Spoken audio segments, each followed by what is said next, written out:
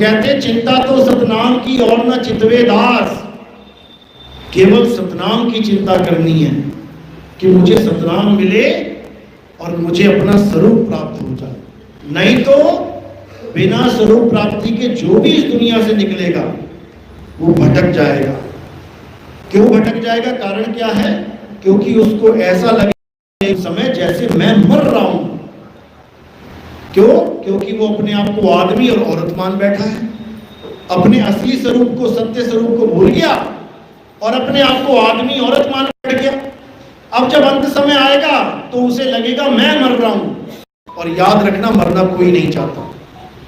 मरना कोई नहीं चाहता तो कांपने लगेगा, हालत खराब हो जाएगी। उसके बाद एक प्रबल इच्छा होगी कि मैं जीना चाहता हूं। और दास कहां लगाएगा? अपने मालिक के चरणों में, कि परमात्मा मैं जीना चाहता हूं, मैं मरना नहीं चाहता। और जैसी अरदास लग गई तो क्या होगा? अरे जो जो मांगो ठाकुर अपने से सोई देवे। जैसी तुम अरदास करोगे मुझे जीना है प्रभु, मुझे शरीर बचा लो मेरा, वो कहेगा ले तू अगला शरीर पकड़। याद रखना, जो जो तुम मांगोगे वही मिलेगा। इसलिए हमारे पंथ में हम बार बार समझाते हैं, सेवा करो, सिमरन करो, जो मर्जी करो, मांगना कुछ नहीं, कुछ नहीं मांगना है। अगर मांगोगे तो लेने के लिए आना पड़ेगा, तैयार रहना। इसीलिए इसको दिया गया है नाम निस्वार्थ। सेवा करो निस्वार्थ, सिमरन करो निस्वार्थ, कुछ भी करो निस्वार्थ। अपना स्वार्थ नहीं होना चाहिए। क्यों? क्योंकि तुम एक कैदी हो और तुम रिहाई के लिए ये सब कर रहे हो। अब वापस आके कुछ लेने के लिए नहीं कर रहे हो कि मैंने लंगर में 1000 की सेवा दी, भगवान मुझे 10 गुना कर देना। आज के टाइम में जहां पर भी तुम भीड़ देख रहे हो, किसकी भीड़ है? वो भक्तों की भीड़ है क्या? एक भी भक्त नहीं मिलेगा उसमें तुम्हें, वो भिखारियों की भीड़ है, भिखारियों की। जिस भी दरबार में जाके देखोगे भिखारी बैठे हैं सारे, मुझे ये चाहिए, मुझे वो चाहिए, मुझे ये। मतलब देने वाले को तुमने इतना कमजोर समझ लिया है कि जब तक तुम मांगोगे नहीं 20 बार, वो जान नहीं पाएगा कि तुम्हें क्या चाहिए। इतनी हैरानी होती है और अपने आप को भगत कहते हैं, हम भगत हैं। अरे तुम भगत नहीं हो, तुम भिखारी हो। और साहिब क्या समझा रहे हैं? अरे चाह गई चिंता मिटी, ये मनवा बेपरवाह। और जिसको कुछ नहीं चाहिए वो ही शहंशाह। शहंशाह को कुछ नहीं चाहिए और परमात्मा यहां तुम्हें शहंशाह बनाने आते हैं कि तुम शहंशाह बनो। कुछ नहीं चाहिए, तेरा पहाड़ा मीठा लागे, एक रोटी है तो एक रोटी खा के शहंशाह, सूखी रोटी है सूखी रोटी खा के शहंशाह। जो उसने दे दिया उसकी रजा में राजी हो जाओ, तुम शहंशाह। नहीं तो तुम्हारे ऊपर भिखारी का ही टैग लग जाएगा। और याद रखना, अगर भिखारियों को कुछ मिलता होता भगवान से तो मंदिर के बाहर जितने भिखारी बैठे हैं ना, ये तुमसे भी बड़े करोड़पति होते। सारी उम्र में भीख मांगते और वो भी होशियार हैं, उनको पता है कि बेटा भीख मंदिर के बाहर मिलेगी, अंदर नहीं। समझ लेना बात को। भिखारी इतना होशियार है, उसको पता है कि मैं अगर अंदर भीख मांगूंगा, मूर्ति से मांगूंगा, कुछ नहीं मिलेगा। क्योंकि अगर मूर्ति कुछ देती होती तो दान पात्र की जरूरत ही नहीं थी। समझो, तुम वहां लेने जा रहे हो या देने जा रहे हो? भिखारी को पता है कि प्रभु मूर्ति में नहीं, प्रभु कहां है? प्रभु तुम्हारी आत्मा में विराजमान है। इसीलिए एक आदमी उस भिखारी को लाख रुपया भी दे सकता है, क्योंकि उसमें प्रभु है। दिल में दया आ गई प्रभु के, भिखारी को लखपति बना दिया। लेकिन तुम मूर्ति के आगे 1 लाख जन्म बैठे रहो, कभी 1 लाख की गड्डी मिल जाए तो। कहने को हमारी लक्ष्मी माता है, लेकिन अमीर कौन कौन है? देखो देशों में जो लक्ष्मी को मानते तक नहीं। अरब देश देखो, इतनी महंगी महंगी गाड़ियां, सोने के बंगले बना रखे हैं लोगों ने, एक बार भी लक्ष्मी जी की आरती नहीं गाई होगी, और हमें जन्मों जन्म हो गए गाते हुए, हम फिर वहीं के वहीं बैठे हैं। तो इसको समझो अच्छी तरह, प्रभु का वास आत्मा में है। कृष्ण जी क्या समझा रहे हैं? हे अर्जुन, मैं हर जीव के हृदय में वास करता हूं, सब जीवों के हृदय में मेरा वास है, लेकिन कोई समझ ही नहीं रहा है। इतना समझाया गीता में, इतना समझाया, लेकिन किसी के समझ में नहीं आ रहा। इसी अधूरे ज्ञान को पूरा करने के लिए एक गुरु आता है आपके जीवन में, जो उस गुप्त भेद को समझा देता है और आपकी वो आखिरी कड़ी जोड़ देता है, जिसकी वजह से, जिसके ना जुड़ने की वजह से तुम भगत होकर भी मुक्त नहीं हो पा रहे हो, वो तुम्हारी कमी पूरी कर देता है। तो इसी को समझते हुए अब हमें केवल अपने आत्मा पे, आत्म ज्ञान पे दृढ़ विश्वास रखना। दृढ़ विश्वास, जितना विश्वास हमें इस बात पर है कि मैं अपने पिता का पुत्र हूं, विश्वास है ना। किसी ने डीएनए टेस्ट कि देखो यार कहीं झूठ तो नहीं है, सोच लो, कोई नहीं करवा रहा। जबकि क्या पता डीएनए टेस्ट हो जाओ तो पता नहीं कितनों के पिता होंगे ही नहीं जिनको मान के बैठे हो।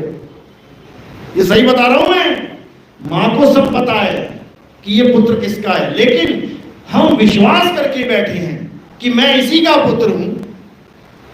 अरे जब दुनियावी पिता पे इतना विश्वास कर लिया तो उस जगत पिता पे क्यों नहीं कर लेते? दुनियावी पिता भी तुम्हारे बिना मांगे तुम्हें सब कुछ देता है, उसको सब पता है कि मेरे बच्चे को क्या चाहिए, लेकिन तुम उसको सुनाने में लगे हो कि मुझे क्या चाहिए। दिन में 4-4, 5-5 बार भीख मांग रहे हो। साहिब यही समझा रहे हैं कि भीख मांगना बंद करो। जिस दिन तुमने भीख मांगना बंद कर दिया वो सब कुछ देना शुरू कर देगा। अरे बिन मांगे मोती मिले और मांगे मिले ना भीख। अगर मांगे सब कुछ मिल जाता ना, सबके छत पे हेलीकॉप्टर खड़ा होता आज। कौन कम है मांगने में? भगवान मेरी 100 करोड़ की लॉटरी लगा दो, 2 मिनट का काम है, जाओ माथा टेको 100 करोड़ की लॉटरी मांग लो। क्यों नहीं लग रही सबकी? क्योंकि भगवान भी केवल वो देता है जो तुम्हारे कर्म में निर्धारित है। एक आदमी आईपीएस की तैयारी कर रहा है, खूब पढ़ रहा है, खूब पढ़ रहा है, और मांग भी रहा है भगवान मैं आईपीएस बन जाऊं। पढ़ भी रहा है, मांग भी रहा है। अब जब नौकरी लग गई तो क्या कह रहा है? भगवान ने दिया। ना पढ़ता देता भगवान क्या? तो मांग भी वो रहा है जो उसको उस जीवन में चाहिए और जिसकी वो कोशिश भी कर रहा है। तो किस्मत में है तो मिल जाता है, टैग लग जाता है भगवान का। समझ लो इसको। अगर भगवान देने वाला है तो सबको देगा, ऐसा नहीं कि तुमको कुछ स्पेशल देगा। तो अब भिखारी नहीं बनना है, अब शहंशाह बनना है। और शहंशाह बनने का एक ही तरीका है, वो क्या है? अपने प्रभु की गोद में बैठ जाना। जैसे ध्रुव को ज्ञान दिया, ध्रुव अपने पिता की गोद में बैठने लगा तो उसकी मां ने उतार दिया, सौतेली मां ने। वो रोता रोता अपनी मां के पास गया तो उसकी मां ने उसे क्या ज्ञान दिया कि बेटा ये तो दुनियावी पिता है, इसकी गोद में तू बैठ भी गया, कल को ये नहीं रहेगा, फिर उतरना पड़ेगा। उस पिता की गोद में जाके बैठ, जहां एक बार बैठ गया तो तुझे उतार नहीं सकता कोई। छोटी सी उम्र 6 साल की, चला गया जंगल में भक्ति करने। तो वही चीज कबीर साहब ने भी अपनी वाणी में दोहराई है। नाम जपो जी ऐसे ऐसे, ध्रुव प्रहलाद जपियो हरि जैसे। यानी उस भाव से नाम जपो कि तुम कुछ दुनियावी चीज पाने के लिए नाम जप रहे हो, और उन लोगों ने दुनियावी चीजें छोड़ के नाम जपा। बिल्कुल उल्टा काम चल रहा है। ध्रुव ने सब कुछ होते हुए छोड़ दिया और तुम सब कुछ पाने के लिए लगे हुए हो। तो क्या करना है? अब सिंहासन पे प्रभु बैठे हैं, उनकी गोद में जाके बैठना है। अब तो जाए चढ़े सिंहासन और मिले हैं सारंग पानी, राम कबीरा एक भय हैं, कोई ना सके पहचानी। एक भय है यानी तुम्हें भी उसने अपने जैसा बना लिया। अब कोई पहचान ही नहीं सकता कि कौन शहंशाह कौन भिखारी। भिखारी को शहंशाह बना दिया उसने। बस यहां अगर आप पहुंच गए तो फिर आप शहंशाह ही हो, फिर आपसे कोई टक्कर ले ही नहीं सकता। यानी अब आपको इस मोह बंधन में, इस माया जाल में कोई उलझा ही नहीं सकता। यही गीता में समझाया गया कि हे अर्जुन, ये दुनिया जो भी तुम्हें दिख रहा है दुनिया में, ये सब मेरी त्रिगुणी माया है। ये 3 गुणों की माया है और इस त्रिगुणी माया में सारा संसार उलझा पड़ा। जो भगत इस 3 गुणों की माया को लांघ कर मेरे सत्य स्वरूप को जान लेते हैं, ये स्वरूप नहीं जो आप देख रहे हो, आदमी औरत का स्वरूप, ये तो काया है, माया है, हड्डी है, मांस है, बाल है, खाल है, ये सत्य स्वरूप नहीं है। सत्य स्वरूप क्या है? आत्म स्वरूप। कि जो इस माया को लांघ के आत्म स्वरूप को प्राप्त कर लेते हैं, हे अर्जुन, उनमें और मुझ में कोई फर्क नहीं रह जाता। वो यहां फर्क खत्म करने आ रहे हैं, लेकिन हमने बहुत बड़ा फर्क बना दिया है। क्यों? क्योंकि हम खुद को भी ये शरीर मान बैठे और भगवान को भी शरीर मान बैठे। और जब तक शरीरों के झगड़े खत्म नहीं होते तब तक किसी को भी मुक्ति मिलने वाली नहीं है, बिल्कुल नहीं है। तो जब अंत समय आता है और रूह कांप जाती है आदमी की कि बाप रे बाप, मरने वाला हूं, क्या करूं मैं, अब डिमांड रख देता है कि मेरी काया खत्म ना हो, मुझे जीवन मिल जाए। वही अगले जन्म का बीज है। और जैसे ही तुमने बीज बो दिया, अब समझ लो कि ये पेड़ बनने से कोई नहीं रोक सकता, कोई नहीं रोक सकता। तो साहिब क्या कह रहे हैं? इस बीज का नाश कर देना है। कैसे करेंगे? अपने सत्य स्वरूप को जान के। जैसे ही अंत समय में तुम अपने स्वरूप को प्राप्त करोगे, उसी वक्त तुम्हारा इस काया से मोह भंग हो जाएगा। उसी वक्त तुम्हारा करोड़ों अरबों रुपए का हेलीकॉप्टर है, तुम उड़ा रहे हो, जैसे हेलीकॉप्टर ने इंडिकेशन दे दिया कि भैया ये ब्लास्ट होने वाला है, देखो क्या होता है, उसी वक्त छलांग मार देता है पायलट पैराशूट लगा के, क्योंकि उसको पता है ये मेरा स्वरूप नहीं है, भले अरबों खरबों का है, मैं कुछ और हूं और ये हेलीकॉप्टर कुछ और है। इसी प्रकार जब ये हेलीकॉप्टर ये फटने वाला होता है, उसी वक्त आप अपने स्वरूप को पकड़ लेते हो कि मैं ये नहीं हूं, मैं ये हूं। और जैसे ही अपने स्वरूप को प्राप्त किया, उसी वक्त इतना आनंद आता है, इतना आनंद। क्यों? क्योंकि हम हैं ही सच्चिदानंद, हमारा स्वरूप ही आनंद है। लेकिन हम अपने स्वरूप को, अपने आनंद को भूल के हम इन 5 तत्वों में आनंद ले रहे हैं, इसलिए दुविधा में है। तो जैसे ही हम अपने सत्य स्वरूप को प्राप्त करेंगे तो क्या अवस्था बन जाएगी? सत्य चित्त आनंद। चित्त क्या है? ये हमारा चित्त, हमारा चित्त यानी हमारी सूरत। जैसे ही ये सत्य को प्राप्त करती है, उसी वक्त हमारा स्वरूप क्या हो जाता है? चिदानंद का मतलब है सत्य को प्राप्त करके आनंद में रहना। तो जैसे ही तुम अपने आनंद में आओगे, अब ये काया जाने दो। जैसे तुम केले लेके आते हो, देख के तो केले का छिलका ही लेके आते हो, हरा है कि पीला है, लेकिन जब केला खाते हो तो केले का छिलका कहां जाता है? डस्टबिन में। इसी प्रकार ये है केले का छिलका। जैसे ही तुमने अपने आनंद को प्राप्त किया, अब तुमने इस केले के छिलके को डस्टबिन में डाल देना है। तो इसी को बोल रहे हैं कबीर साहब, जिस मरने से जग डरे मेरे मन आनंद, और मरने पर ही पाइए पूर्ण परमानंद। जब तक तुम्हें मरना नहीं आ गया, मरने का मतलब अपने आप को प्राप्त करना, इस नाशवान काया से हटके अपने स्वरूप को पाना। जब तक ये नहीं समझ में आ गया, जब तक तुम कभी मृत्यु से भय मुक्त हो ही नहीं सकते, हो ही नहीं सकते।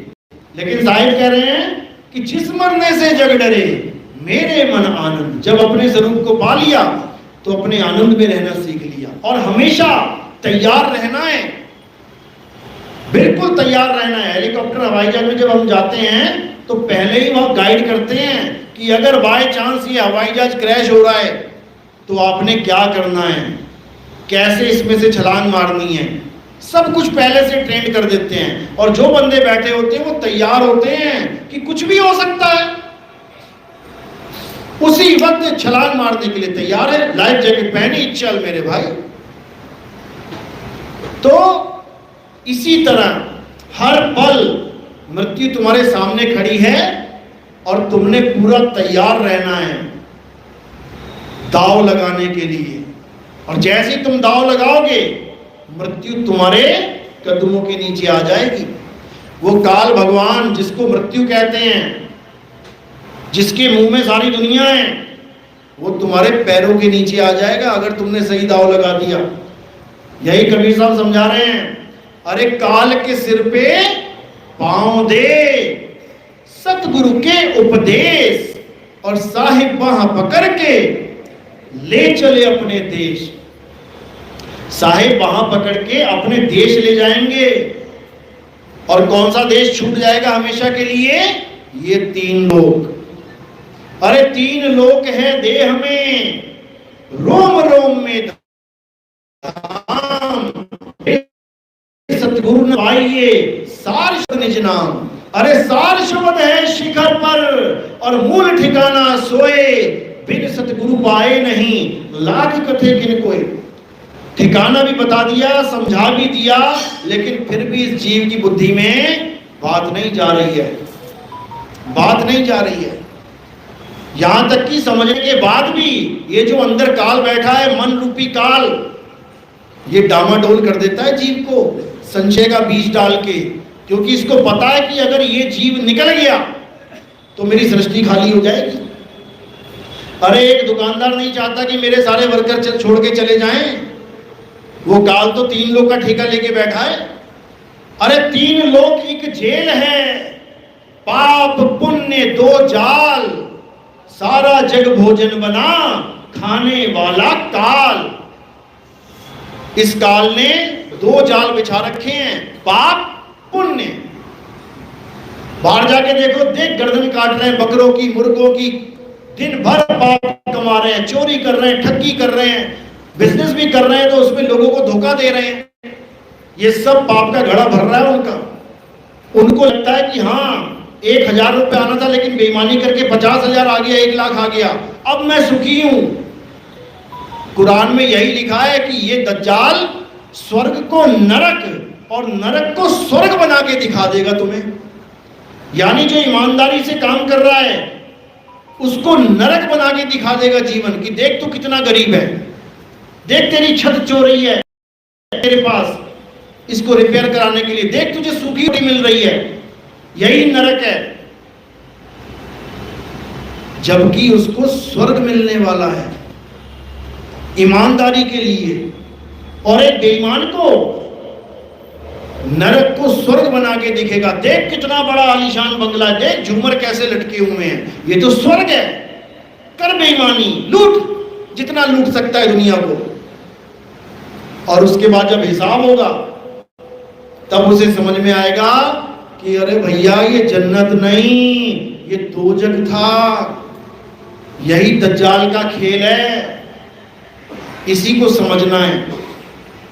तो ये सब तब समझ में आता है जब तुम दोनों जाल को समझ जाते हो। पाप पुण्य ये दोनों बेड़ी, और एक लोहे एक कंचन केरी, एक लोहे की बेड़ी और एक सोने की बेड़ी। पाप करोगे लोहे की बेड़ी, पुण्य करोगे सोने की बेड़ी। बच कोई नहीं सकता, बचने वाला काम नहीं है। क्योंकि बहुत से लोग ये सोचते हैं कि बस पुण्य करते जाओ, पाप मत करो, भगवान अपने आप मुक्त कर देंगे। ये तुम्हारी गलतफहमी है। यहां कोई पापी बचेगा और ना ही यहां कोई पुण्यकर्मी बचेगा। दोनों को सजा मिलेगी, बेड़ी दोनों को लगेगी। पापी को लोहे की लगेगी और पुण्य करने वाले को सोने की लगेगी। बचना कैसे है?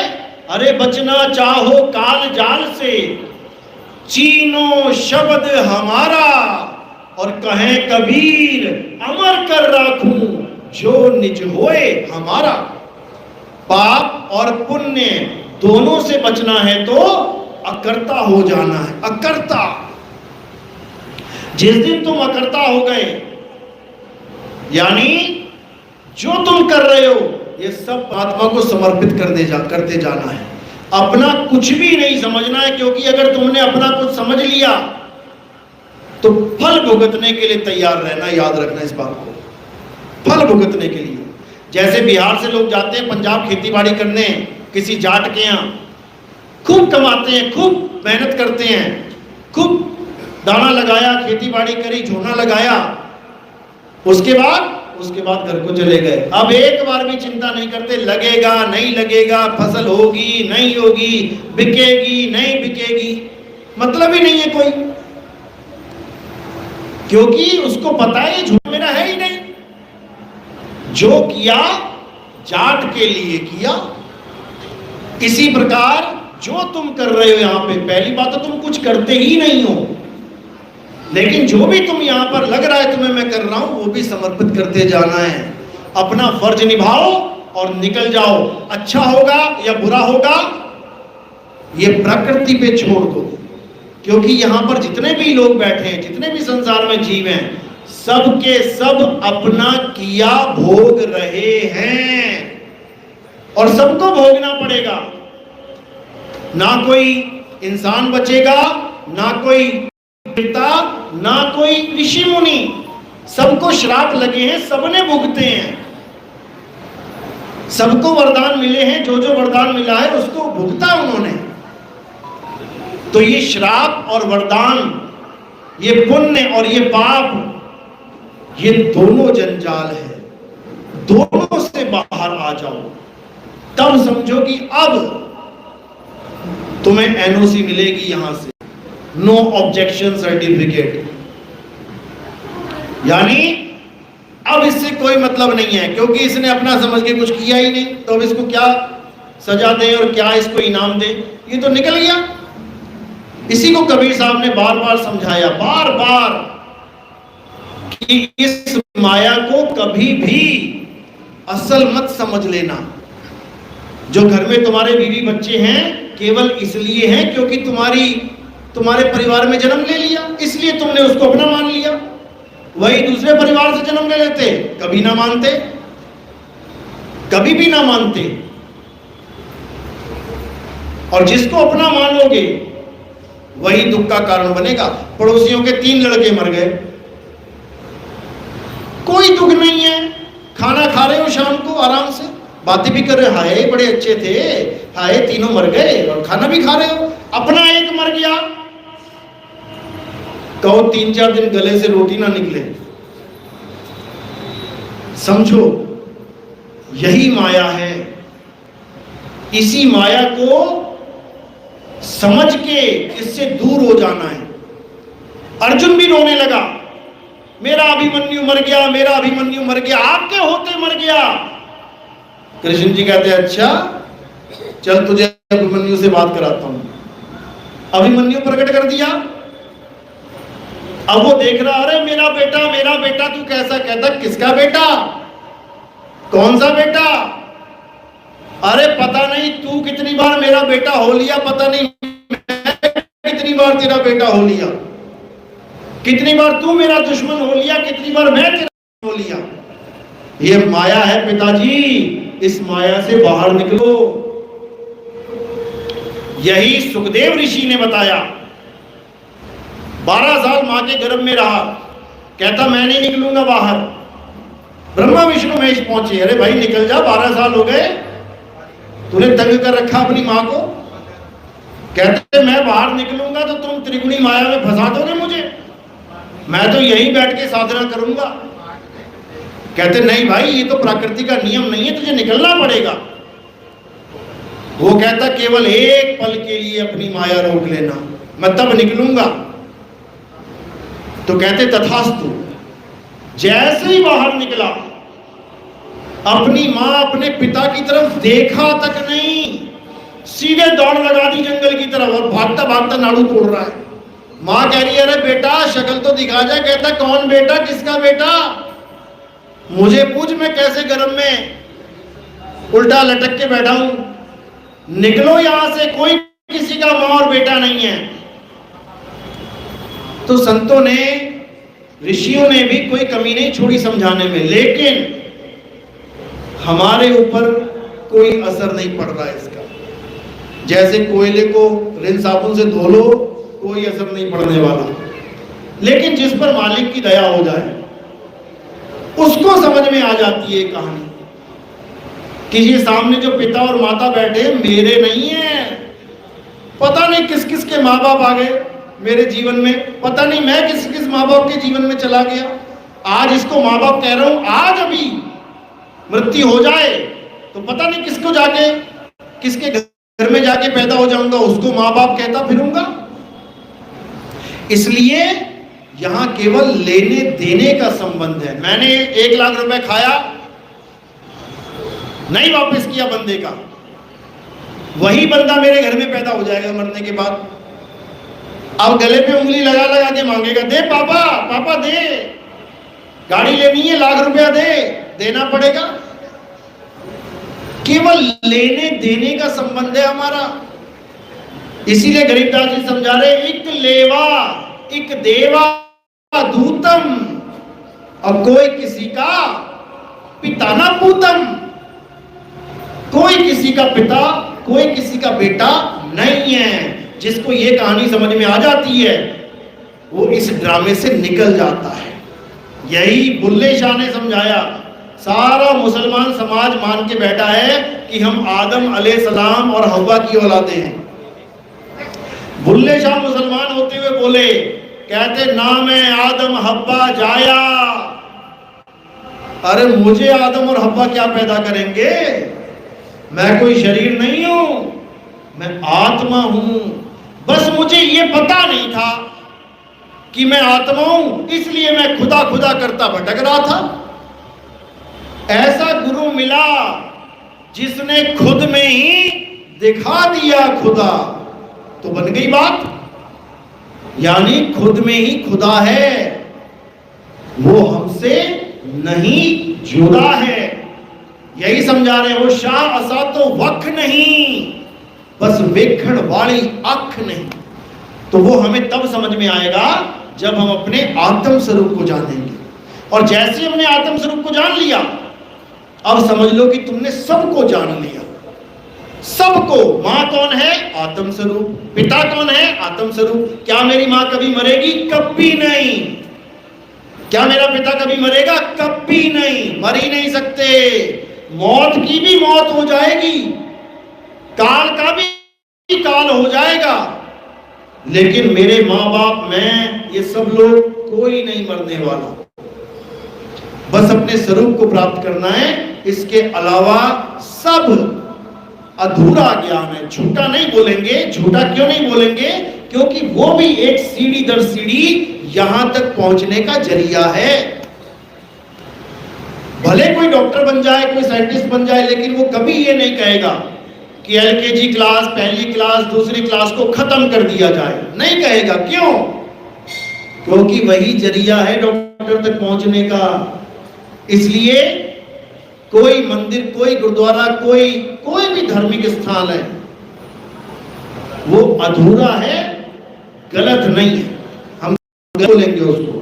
हाँ, अगर तुम सारी उम्र और वहीं अटके रह गए तो वो तुम्हारे लिए गलत हो जाएगा, उसके लिए नहीं जिसने शुरुआत की है। जैसे तुम 5वीं में अटक जाओ 15 बार, तो तुम अटक गए वहां पे, तुम्हारे लिए गलत है वो। 5वीं तक आना गलत नहीं था, अटक जाना गलत है, आगे बढ़ ही नहीं पा रहे, तुम्हारे लिए नुकसानदेह है वो, उसके लिए नहीं है जो अभी पहली में है। वो तो आएगा, शायद वो पार भी कर जाए। इसी प्रकार देवी देवता, मूर्तियां, मस्जिद, कुरान, कलमा, बाइबल, चर्च, गुरु ग्रंथ साहब, गुरुद्वारे, ये बहुत जरूरी हैं शुरुआती दौर के लिए, वरना तुम्हारे भाव ही नहीं जगेंगे। जिसको तुमने कभी देखा नहीं, जिसको तुमने जाना नहीं, कोई कहे उससे प्यार कर, क्या कैसे करोगे प्यार? लेकिन जब तुम उसके बारे में पढ़ोगे कि संतों ने क्या क्या लिखा है मालिक के बारे में, अरे ऐसी बात है, ऐसी बात है, तो मन में भाव उत्पन्न होने लग जाते हैं, और भाव से ही भक्ति होती है। लेकिन आगे जाके यही भाव 2 भावों में बदल जाते हैं। एक भाव जो जड़ के साथ जुड़ जाता है, और एक भाव जो सत्य के साथ जुड़ जाता है। यानी एक भाव तो असत्य हो जाता है और एक भाव सत्य भाव हो जाता है। असत भाव वाला असत्य को प्राप्त कर बैठता है। जैसे कोई कहे मैंने तो मान लिया कि इसमें भगवान है, मान लिया, तेरे मानने से क्या होगा? अगर वो असत्य है तो तुझे असत्य की ही प्राप्ति होगी, और जो सत्य है उससे सत्य की ही प्राप्ति होगी। इसीलिए कबीर साहब ने भी समझाया, ये ध्यान मूल गुरु रूप है, पूजा मूल गुरु पांव, मंत्र मूल गुरु वचन है, मोक्ष मूल सतभाव। सतभाव बहुत जरूरी है। सत्य में अपने भाव को जोड़ देना, क्योंकि जहां भाव होगा उसी की भक्ति करोगे। राम जी से भाव है, कभी अल्लाह की भक्ति नहीं करोगे। अल्लाह से भाव है, कभी तुम राम जी की पूजा नहीं करोगे।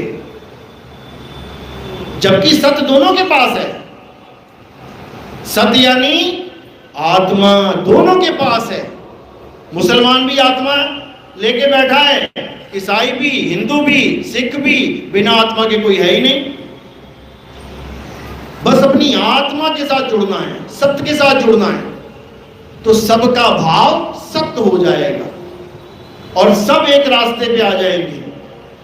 तुमने अल्लाह बोलना है, अल्लाह बोल के सत्य को याद कर ले भाई। तुमने राम बोलना है, राम बोल के सत्य को याद कर ले। तुमने विष्णु जी बोलना है, विष्णु बोल के सत्य को याद कर ले। कबीर साहब की वाणियों में किसका नाम नहीं लिखा है बता दो? हजारों जगह मुरारी, राम, विष्णु कितनी बार लिखा हुआ है, लेकिन सत्य के साथ जुड़ के, असत्य के साथ नहीं। तो इसी को कबीर साहब बार बार समझा रहे हैं कि जब तुम्हारे जीवन में सत्य धारण करवाने वाला गुरु आ जाता है, उसके बाद ये 52 अक्षरों का झगड़ा खत्म हो जाता है। तब एक अक्षर पे आ जाते हैं। 52 अक्षर जोरे आन, सकिया ना अक्षर एक पहचान। वो एक अक्षर, वो आदि अक्षर है। उसी आदि अक्षर का सिमरन सत्य का सिमरन है, इसके अलावा और कुछ नहीं है। इसके अलावा जितना भी लड़ लो, जितना झगड़ा कर लो, इसका कोई अंत नहीं है। तुम अपनी प्रजाति का नाश कर दोगे। जैसे हम कहते बहुत बड़े डायनासोर थे, पहले आपस में ही लड़ लगे मर गए। ऐसी आने वाली प्रजाति कहेगी ये इंसान नाम का एक आदमी होता था, बंदा होता था, यहाँ पे प्रजाति होती थी, ये आपस में ही लड़ के मर गए। इतिहास बनना है तो तुम्हारी मर्जी है, इतिहास रचना है वो भी तुम्हारी मर्जी है, रच दो एक होके। तो सब संतों ने एक ही मार्ग बताया है, लेकिन मार्ग समझने के ना आने के कारण हम सब अलग अलग हो बैठे। आए एक ही घाट से, उतरे एक ही बाट, और बीच में दुविधा पड़ गई, हो गए 12 बाट। एक ही जगह से आए सारे और एक ही धरती पे आ गए सारे, लेकिन दुविधा पड़ गई। मैं हिंदू, मैं मुसलमान, मैं ऊंची जाति, मैं छोटी जाति, मैं बड़ी जाति।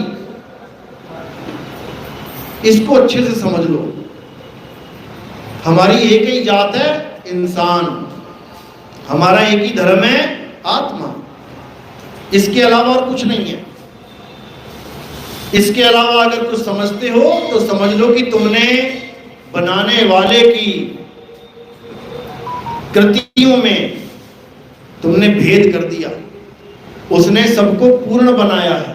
5 तत्व आपको भी दिए हैं, 5 तत्व आपको भी दिए हैं, जिसने भी दिए हैं सबको बराबर दिए हैं, कमी किसी में नहीं छोड़ी है।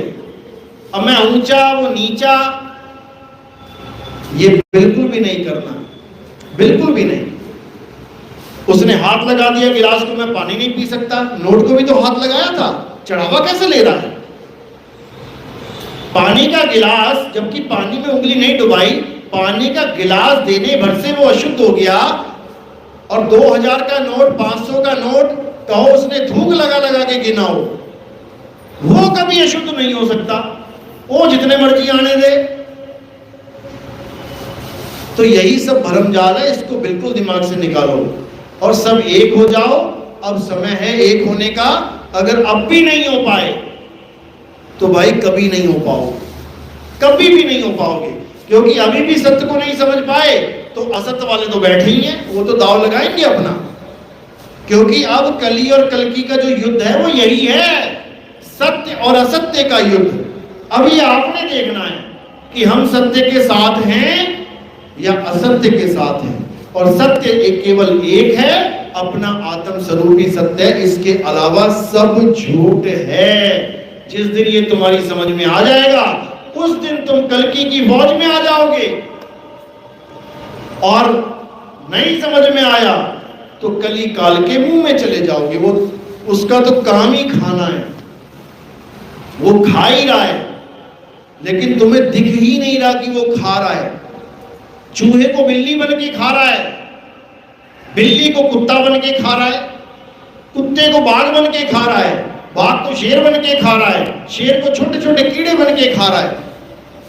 खाता ही जा रहा है, खाता ही जा रहा है, और किसी को समझ में भी नहीं आ रहा। तो अब समझना है, अब उसके जाल से निकलना है। अब जन्म मरण से सदा सदा के लिए अलग होके अपने आत्म स्वरूप, अपने असली राम को पहचानना है। इन राम को तो बहुत पहचान लिया, दशरथ के पुत्र राम को त्रेता युग से आज तक पूजा करते आ रहे हैं। अब हमने आत्म राम को जानना है, जिस आत्म राम की वजह से दशरथ के पुत्र भी खड़े हैं, वो शरीर खड़ा है, जिसकी वजह से कृष्ण जी का शरीर खड़ा है, बांसुरी हाथ में है। अगर आत्म राम शरीर से जुदा हो जाए तो बांसुरी भी हाथ में नहीं रहेगी। तो इन शरीरों को असत्य मानना है और आत्म राम को सत्य मानना है। यही कृष्ण जी ने गीता में समझाया।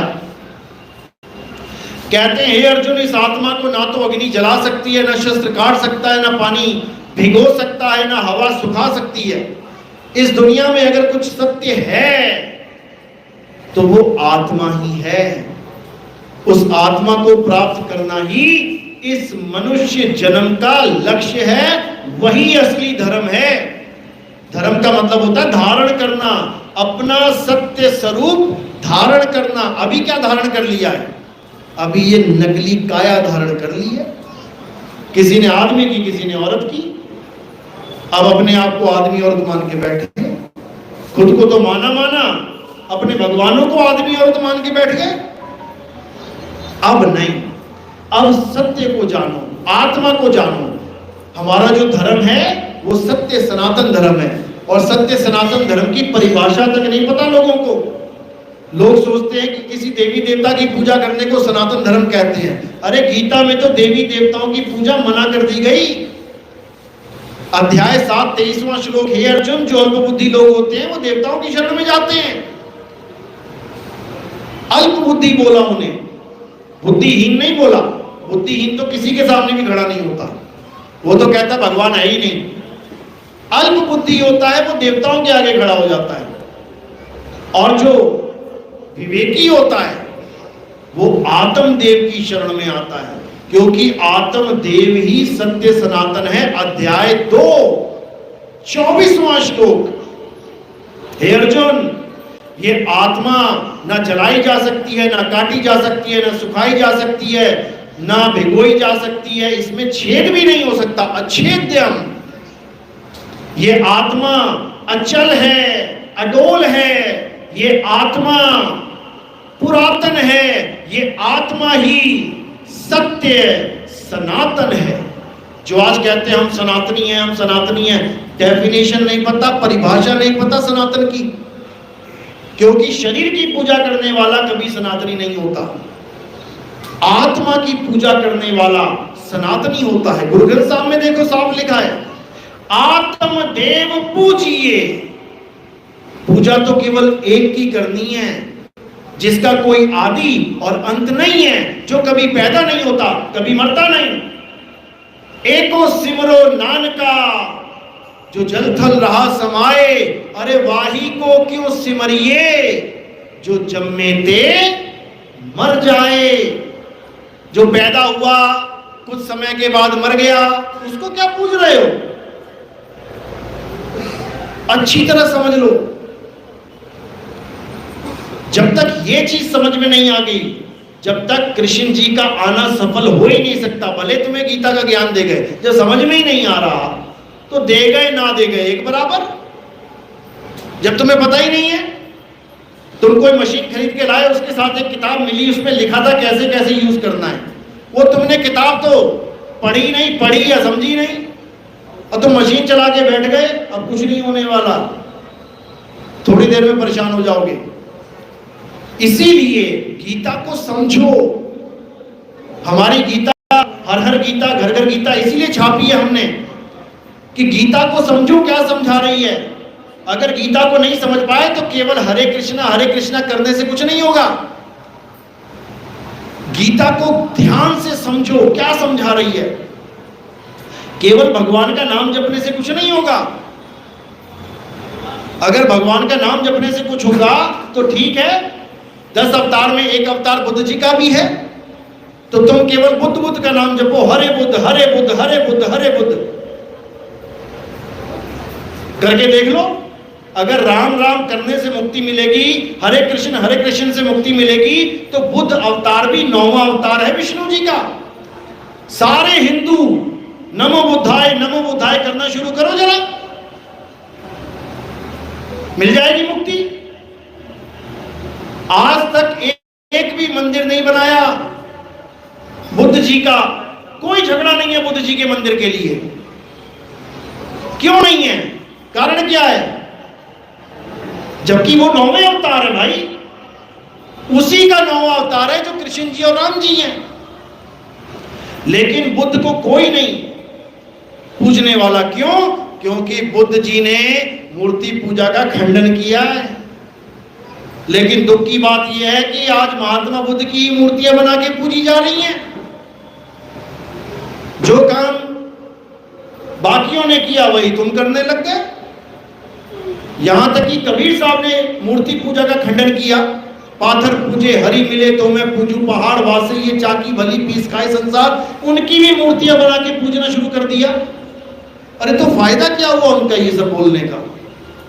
इतना बड़ा गीता का ज्ञान दिया है अर्जुन, आत्मा अमर है, अजन्मा है, नित्य है, शाश्वत है। क्या फायदा हुआ जब आत्मा का ज्ञान ही नहीं है?